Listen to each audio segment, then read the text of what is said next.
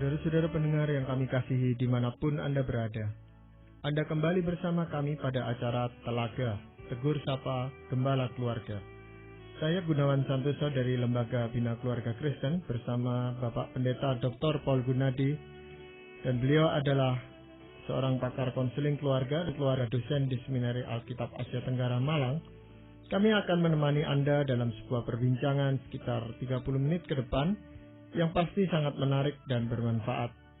Perbincangan kami kali ini kami beri judul Melawan Keputusasaan. Dan dari studio kami ucapkan selamat mengikuti. Bapak, hampir setiap kita saya rasa pernah merasakan rasa putus asa. Tapi kadang-kadang untuk menjelaskan keputusasaan itu sendiri kami juga kesulitan itu Bapak. Apa sih sebenarnya? Hanya ada suatu perasaan atau pikiran yang kacau dan rasanya seluruhnya itu tidak ada gairah gitu. Tapi sebenarnya keputusasaan itu apa, Pak Bang? Keputusasaan adalah lenyapnya pengharapan akan terjadinya sesuatu yang kita dambakan. Jadi sebetulnya kita pernah mengalami keputusasaan. Tapi mungkin yang membedakan adalah derajatnya atau berapa parahnya. Namun ya, saya kira kita pernah ya, kehilangan pengharapan akan terjadinya sesuatu yang kita sudah rindukan. Yang kita pikirkan kita akan peroleh, akhirnya tidaklah kita bisa nikmati. Nah, lenyapnya pengharapan itulah yang menimbulkan keputusasaan. Kalau Bapak katakan lenyap, itu berarti sudah tidak bisa diharapkan lagi gitu Bapak? Betul. Jadi selama masih ada pengharapan, tidak ada keputusasaan. Keputusasaan hanyalah muncul tatkala kita sudah benar-benar merasakan ini final. Tidak ada lagi yang bisa kita harapkan. Yang kita dambakan itu tidak mungkin lagi untuk datang kepada kita. Kalau begitu, bagaimana saya bisa tahu bahwa saya sedang berputus asa? Ada beberapa cirinya Pak Gunawan. Yang pertama adalah kita merasakan kesedihan yang dalam. Keputusasaan sebetulnya adalah rasa kehilangan. Waktu pengharapan lenyap, yang kita dambakan itu tidak lagi bisa menjadi kenyataan, sebetulnya yang terjadi adalah kita memasuki proses kehilangan. Nah, proses kehilangan melahirkan reaksi duka cita. Jadi, reaksi duka cita adalah reaksi kesedihan atas hilangnya sesuatu atau seseorang yang sangat bermakna bagi kita. Nah, jadi ciri pertama biasanya adalah kita mengalami kesedihan yang dalam. Ya, kalau kesedihan itu sifatnya sementara kan Pak Boleh? Biasanya kesedihan itu bersifat sementara. Namun, kalau situasi tidak berubah dan kita terpaksa harus hidup dalam kondisi kehilangan itu, bisa jadi kesedihan itu memang tidak pernah benar-benar berangkat meninggalkan kita. Mungkin intensitasnya tidak sama hari per hari, tapi rasa sedih itu sebetulnya terus-menerus menggenangi hati kita. Selain itu apa ada tanda yang lain? Yang lain adalah rasa kecewa. Jadi rasa kecewa muncul tatkala pengharapan tidak bisa kita realisasikan. Yang kita nantikan tak mungkin kembali lagi. Sebelum kita melanjutkan Pak Gunawan, saya ingin memberikan sebuah kisah kehidupan nyata yang pernah terjadi. Dan ini akhirnya dibukukan. Nama orang tersebut adalah Dr. Viktor Frankl. Beliau seorang psikiater berkebangsaan, kalau saya tidak salah, Austria. Dia karena berketurunan Yahudi, dimasukkan ke dalam tempat penahanan atau disebutnya kamp konsentrasi oleh Hitler pada Perang Dunia Kedua. Nah, dia menuliskan pengalamannya itu dalam sebuah bukunya, yaitu Pencarian Makna Hidup. Dia berkata bahwa pertama-tama dia melihat sesama tawanan mempunyai spirit yang kuat, karena mereka berharap mereka akan segera dibebaskan. Setiap hari pembicaraan itu tidak lepas dari oh nanti tentara sekutu akan datang menyerang Jerman dan kita akan dibebaskan. Terus menerus, itulah yang mereka utarakan. Tapi hari lewat hari, bulan lewat bulan, tidak ada pembebasan. Akhirnya yang dikatakan, yang disaksikan oleh Dr. Frankl adalah para tawanan ini kehilangan harapan, putus asa. Nah, waktu terjadi keputusasaan di situ, yang muncul adalah kemurungan dan juga kekecewaan yang dalam, karena yang mereka nantikan tidak menjadi kenyataan. Nah, dampaknya sangat-sangat tragis. Dr. Frankl menulis, sebagian dari mereka mati bukannya karena dibuang atau ditaruh ke dalam kamar gas, tapi mati dalam tidur mereka akibat depresi yang begitu dalam. Sebagian dari mereka memang mati di kamar gas karena tentara Jerman mewajibkan mereka untuk setiap pagi berjalan diangkut ke sebuah tempat membangun jalan kereta api. Pada musim panas atau pada musim dingin sama. Nah, Jerman akan melihat siapa yang berjalan dengan gagah dan siapa yang berjalan dengan kepala tertunduk sudah lemah tubuhnya. Yang mengalami keputusasaan akan berjalan dengan tubuh yang lemah. Nah, mereka itulah yang langsung dipanggil keluar dari barisan dan langsung dimasukkan ke dalam kamar gas. Jadi, dari cerita ini kita bisa melihat bahwa keputusasaan itu melahirkan ya ciri atau gejala yang bisa yang mati. Nah, salah satunya adalah rasa kecewa yang dalam. Ya, kalau kekecewaan itu Pak Paul, biasanya kan kita ada kecewa terhadap siapa gitu Pak Paul. Nah, dalam hal ini terhadap siapa sebenarnya orang ini kecewa gitu? Bisa misalkan kita kecewa terhadap orang yang kita anggap bertanggung jawab untuk merealisasikan dambaan kita itu. Bisa juga kepada organisasi yang kita anggap atau kita tuntut bertanggung jawab menyediakan yang kita dambakan itu.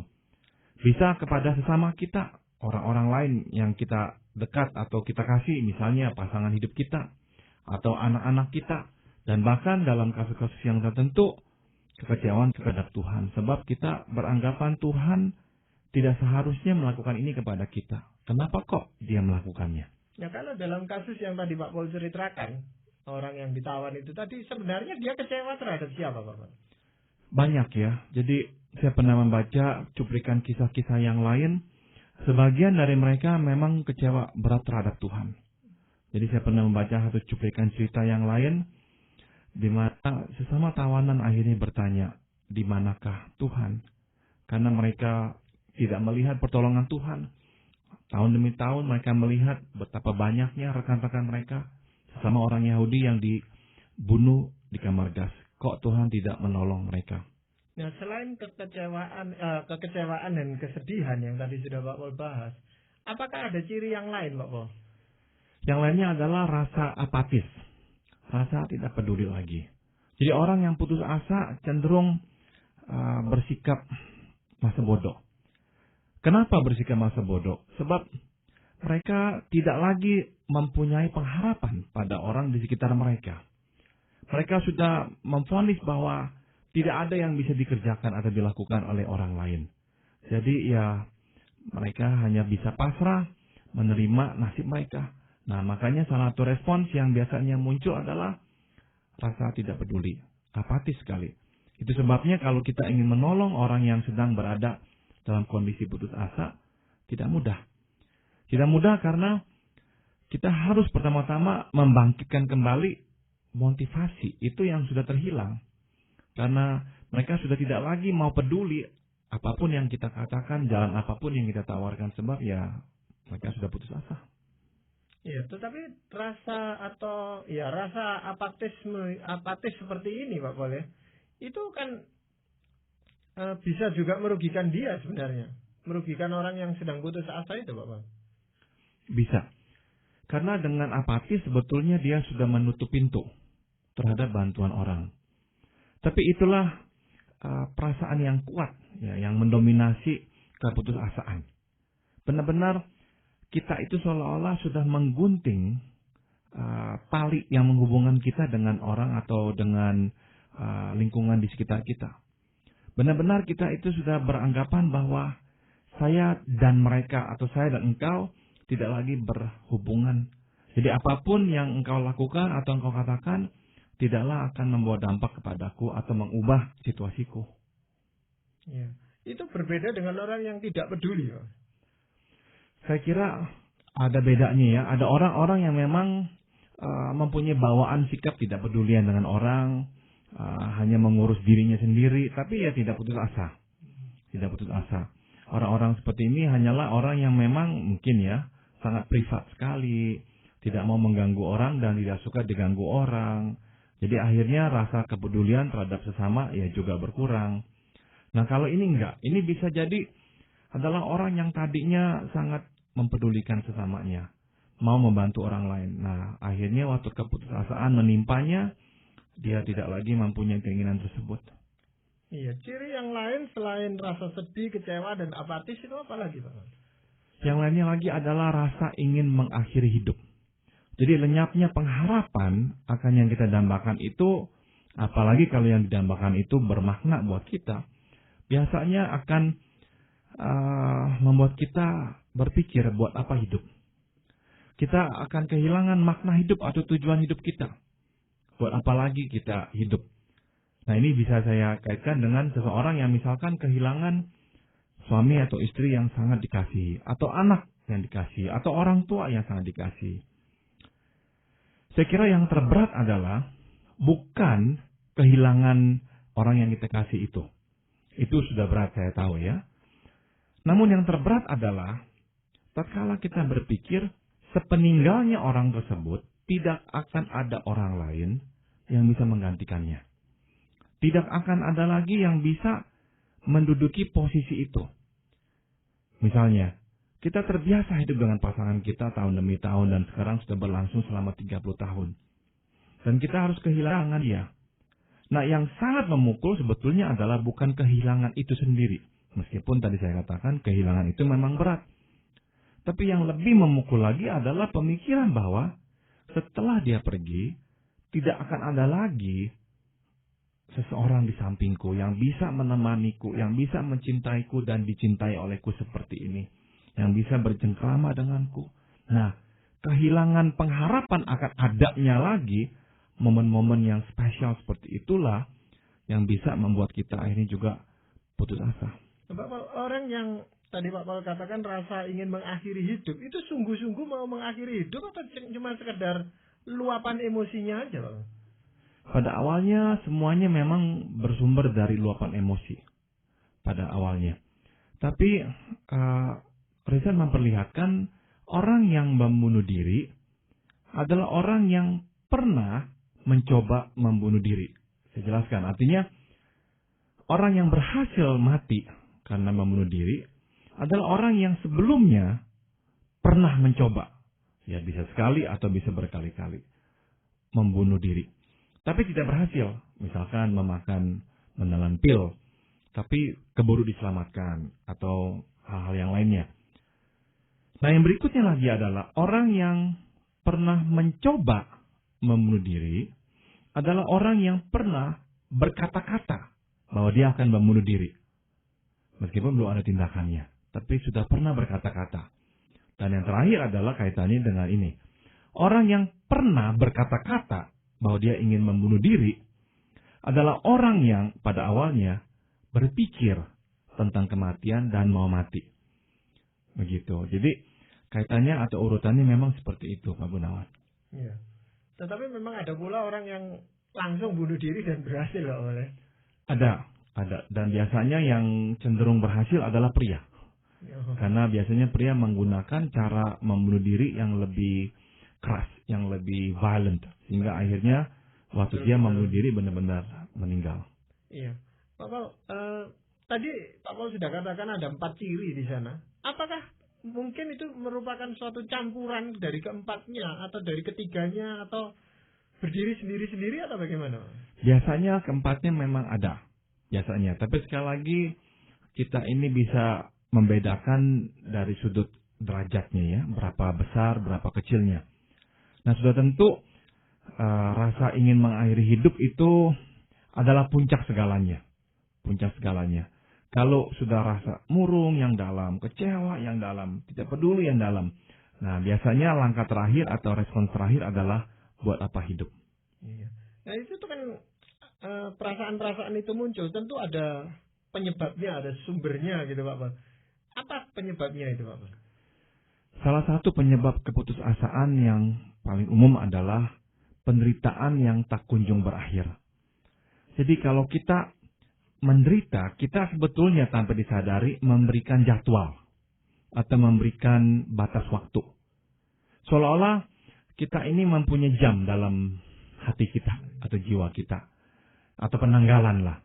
Kapan seharusnya penderitaan ini berakhir? Nah, sewaktu penderitaan itu tak kunjung berakhir meskipun sudah jatuh tempo menurut penanggalan jiwa kita, reaksi yang muncul adalah keputusasaan. Ini sesuai dengan contoh tadi tentang orang-orang yang ditahan di kamp konsentrasi.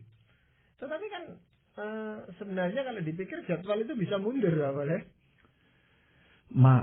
Makanya ada orang-orang yang berhasil melewati tanpa putus asa, yaitu orang-orang yang berhasil menarik ya jadwal itu atau batas temponya, dan dia akan berkata memang ini porsi hidupku, dan dia akan lewati hari lepas hari seperti itu.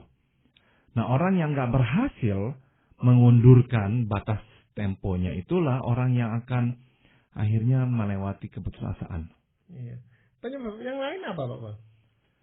Yang lainnya adalah ini dia, penantian akan yang lebih baik ternyata tidak terwujud.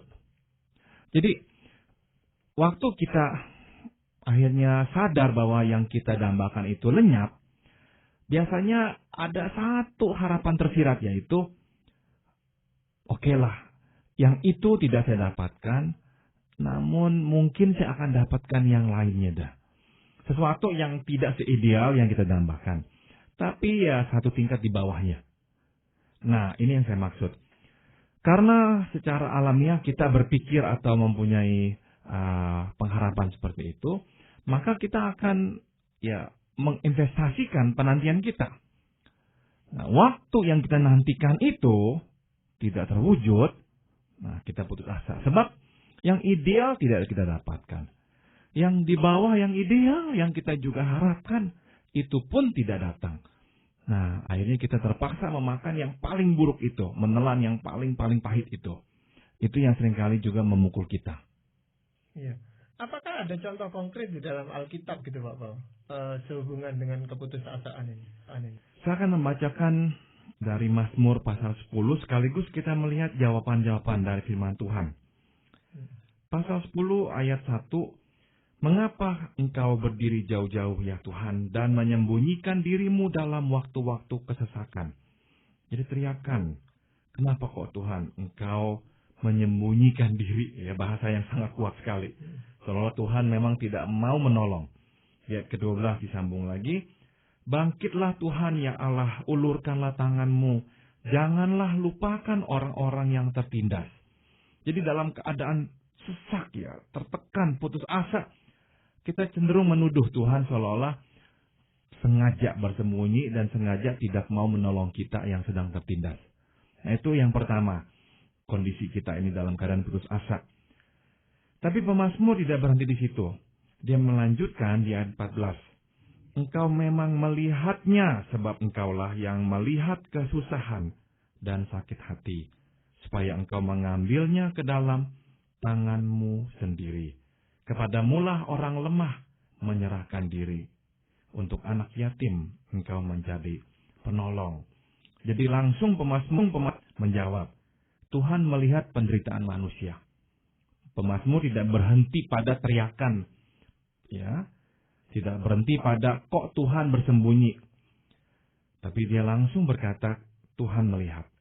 Ini adalah pernyataan imannya. Dan ditutup dengan ayat 17 yang berkata, keinginan orang-orang yang tertindas telah kau dengarkan, ya Tuhan. Engkau menguatkan hati mereka. Engkau memasang telingamu untuk memberi keadilan kepada anak yatim dan orang yang terinjak. Supaya tidak ada lagi seorang manusia di bumi yang berani menakut-nakuti. Jadi terakhirnya pemazmur berkata, Tuhan bertindak. Jadi pada masa keputusasaan, hati harus diimbangi dengan kepala. Itu nasihatnya. Artinya, meskipun hati berteriak, hati mengeluh, meraung-raung, jangan sampai kepala tidak bersuara. Kepala adalah ingatan akan firman Tuhan. Ingatan akan siapa Tuhan. Tuhan bukanlah Tuhan yang kejam, yang jahat, yang senang melihat anak-anaknya kesusahan dan menderita. Kalau dia Tuhan yang jahat, dia tidak akan mati di kayu salib untuk dosa kita. Jadi bukti bahwa Tuhan mengasihi kita dan Tuhan adalah Tuhan yang baik adalah bukti sejarah dia telah mati untuk dosa kita. Nah, jangan sampai kesusahan hidup kita akhirnya menutupi fakta yang sudah sangat jelas itu. Tapi biasanya kan hal-hal seperti itu tidak teringat lagi oleh seseorang yang sedang putus asa gitu Pak Paul. Jadi perasaannya itu menutupi pikirannya. Itu bagaimana Pak? Seringkali demikian. Maka pada awalnya, sewaktu kita sudah mulai merasakan keputusasaan, kita harus langsung melawannya. Melawannya dengan firman Tuhan. Dengan berdoa, mengingatkan lagi bahwa Tuhan tidak seperti yang kita rasakan. Biarkan pikiran kita lah yang memandu langkah hidup kita, bukan perasaan kita lagi. Langkah lainnya lagi yang praktis yang bisa kita lakukan adalah bersekutu dengan orang sesama kita. Cari orang lain, bicara dengan orang lain. Izinkan orang untuk menguatkan kita. Saya ingin tutup dengan sebuah kisah Pak Gunawan tentang seorang wanita bernama Vivian Felix. Dia adalah istri seorang rektor yang tinggal di Amerika Serikat. Dia terkena kanker dan dalam keadaan sangat parah itu, beliau dikunjungi oleh seorang hamba Tuhan bernama Pendeta Jack Hayford. Dan Pendeta Hayford memberikan nasihat yang sangat bagus, yaitu, Vivian, pada saat seperti ini engkau harus mengizinkan orang lain untuk memikulmu, mendukungmu. Nah, nasihat yang diikuti terus oleh Vivian. Sehingga begitu banyak orang yang mengasihi Vivian Felix ini. Memberikan dukungan dan sebagainya. Doa terus dan sebagainya. Sampai akhirnya tahun 2000 Tuhan memanggil dia pulang. Nah, sekali lagi ya persekutuan. Buka diri dan izinkan orang untuk masuk dan mengasihi kita dan mendukung kita. Ya Pak Paul, terima kasih sekali. Saya percaya perbincangan ini akan menguatkan hati banyak orang, khususnya para pendengar yang mungkin saat-saat ini pada tahap-tahap awal dalam keputusasaan. Namun saya percaya bahwa perbincangan kita ini akan menjadi berkat buat kita semua yang sudah mendengarkannya. Terima kasih Bapak. Dan saudara-saudara pendengar, demikianlah tadi Anda telah mengikuti perbincangan kami dengan Bapak Pendeta Dr. Paul Gunadi dalam acara Telaga, Tegur Sapa Gembala Keluarga. Kami baru saja berbincang-bincang tentang melawan keputusasaan. Bagi Anda yang berminat untuk mengetahui lebih lanjut mengenai acara ini, kami persilakan Anda menghubungi kami lewat surat. Alamatkan surat Anda ke Lembaga Bina Keluarga Kristen atau LBKK, Jalan Cimanuk 58, Malang. Saran-saran, pertanyaan, serta tanggapan Anda sangat kami nantikan.